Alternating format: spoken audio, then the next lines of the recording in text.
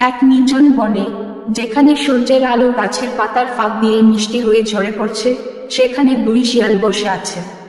একজন ছিল তরুণ, নাম তার শেয়ালিনী, আরেকজন বয়োজ্যেষ্ঠ, নাম বুদ্ধিমান শিয়াল। শেয়ালিনী অনেক ক্ষুধার্ত ছিল এবং সে চুপচাপ বসে থাকতে পারছিল না।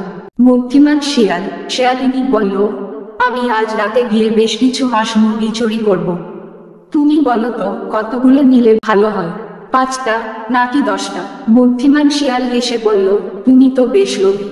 শেয়ালিনী, বেশি মুরগি চুরি করলে মানুষেরা বুঝে যাবে, তারপর ফাঁদ পেতে রাখবে, আর তুমি হয়তো একটা রাতের ভোজের জন্য সবকিছু হারাবে।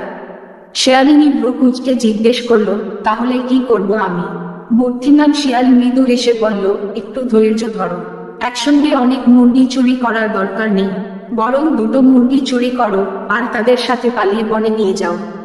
শেয়ালিনী অবাক হয়ে তাকিয়ে বলল, কিন্তু আমি তো এখনই খেতে চাই। মুরগিগুলো ধরে রেখে লাভ কি?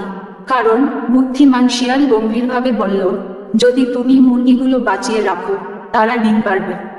তুমি তাদের যত্নে রাখো, দেখবে অল্পদিনের মধ্যেই তোমার অনেক ডিম আর মুরগি হয়ে যাবে। তখন প্রতিদিন ডিম খেতে পারবে, আর মুরগিগুলো বড় হলে তাদের মাংসও খেতে পারবে।